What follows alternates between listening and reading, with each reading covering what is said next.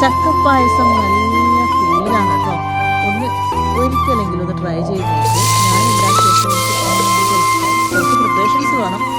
കടലപ്പരിപ്പ് കുതിക്കണം, കുറച്ച് അരി ഉരുട്ടിയിട്ട് ആവിയിൽ വേവിക്കണം. എന്നാലും പശുവിനെ വേവിച്ച് ചക്ക കൂടുതലായിട്ട് വഴറ്റിയെടുത്ത് അതിലോട്ടേക്ക് നമ്മൾ ശർക്കര പാവ് കാച്ചി വേവിച്ച് വേവിച്ച് കറി വെച്ച് കുറുക്കിയതിന് ശേഷം അതിലോട്ടേക്ക് ആവിയിൽ വേവിച്ച് വെച്ച അരി വെള്ളത്തിൽ ചേർത്ത് അതും ശർക്കരയും കിടന്ന് സമയത്ത് ഏലക്കാപ്പൊടി ചുക്കുവെള്ളം ചേർക്കുക. അതിനുശേഷം ഒക്കെ ഒന്ന് കുറുകി വരുന്ന സമയത്ത് രണ്ടാം പാൽ ചേർക്കുക. അതൊന്ന് വയ്ക്കുന്നത് ഒന്നാം പാൽ ചേർക്കുക.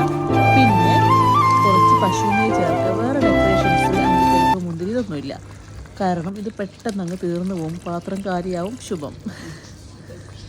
ട്രൈ ചെയ്തിട്ട് നിങ്ങളുടെ അഭിപ്രായം കമൻറ്റിൽ അറിയിക്കണം കേട്ടോ. Thank you.